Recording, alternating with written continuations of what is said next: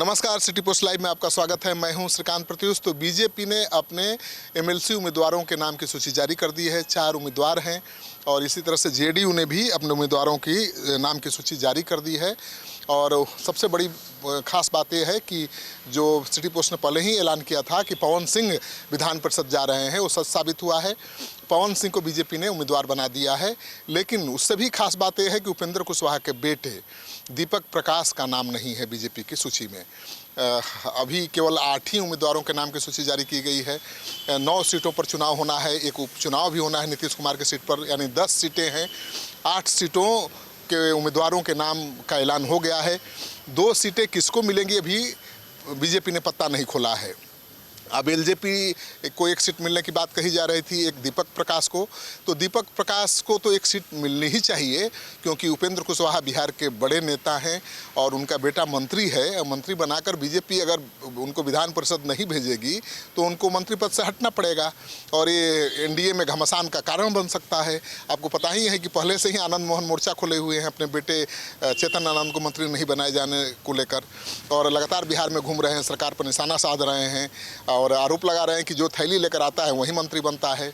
ऐसे में अगर दीपक प्रकाश को एमएलसी नहीं बनाया जाता है और मंत्री पद उनको गंवाना पड़ता है तो उपेंद्र कुशवाहा चुप थोड़े बैठेंगे। उपेंद्र कुशवाहा तो ऐसे भी तल्ख तेवर वाले नेता हैं और कभी अपने सम्मान के साथ समझौता नहीं करते हैं। तो देखिए, उपेंद्र कुशवाहा के घर पर हम हैं, तस्वीर आपको दिखा रहे हैं। उपेंद्र कुशवाहा के घर पर हैं और घर पर बिल्कुल कोई है नहीं, सुनसान है।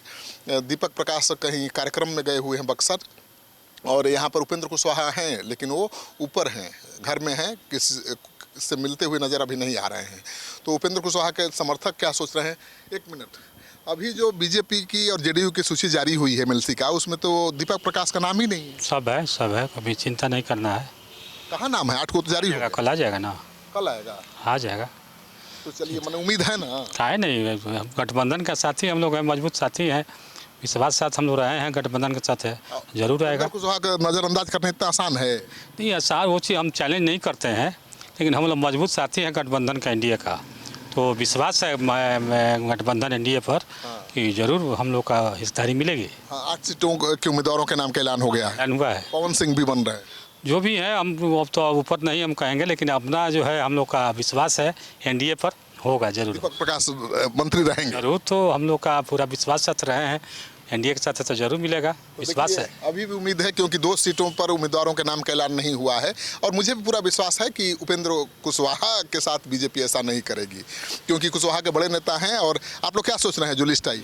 ऐसे भी उपेंद्र कुशवाहा जी बिहार में एक मुख्यमंत्री मटेरियल रह चुके हैं और आज इस गठबंधन में बहुत मजबूत हैं, और मजबूती को इनको दरकिनार किया जाएगा तो एक तो आनंद मोहन जी मोर्चा खोले हुए हैं, एक दूसरा मोर्चा अगर इनसे भी पंगा लेगा तो पूरा जनता में खलबली मच जाएगी और सरकार भी डगमगाने लगेगा। क्या सोचते हैं?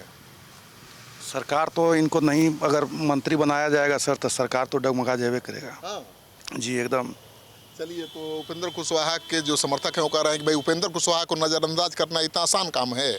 उपेंद्र कुशवाहा के बेटे की बारी आएगी। अभी 8 ही उम्मीदवारों के नाम का ऐलान हुआ है, 2 नाम अभी घोषित नहीं किए गए हैं और उम्मीद है कि एक चिराग पासवान की पार्टी को सीट मिलेगी और एक सीट उपेंद्र कुशवाहा के बेटे दीपक प्रकाश को मिलेगी। लेकिन सबसे बड़ा सवाल ये है कि केवल नीतीश कुमार की ने 4 उम्मीदवारों का नाम का ऐलान किया है। क्या 5वां सीट भी जेडीयू के खाते में जाएगा या बीजेपी के पास दोनों सीटें रहेंगी? और बीजेपी किस सीट से दीपक प्रकाश को विधान परिषद भेजेगी? क्योंकि नीतीश कुमार का कार्यकाल जो है बहुत दिनों का भी बचा नहीं है। तो अब ये सबकी नज़र टिकी हुई है कि दीपक प्रकाश को कौन सा कोटा मिलता है और चिराग पासवान के हिस्से में कौन सा कोटा जाता है। तो ये खबर खूब शेयर करिए, क्योंकि राजनीतिक गलियारे की सबसे बड़ी और ताज़ा खबर है। और सिटी पोस्ट के बॉक्स में जाइए, कमेंट करिए और बताइए कि ये खबर आपको कैसी लगी।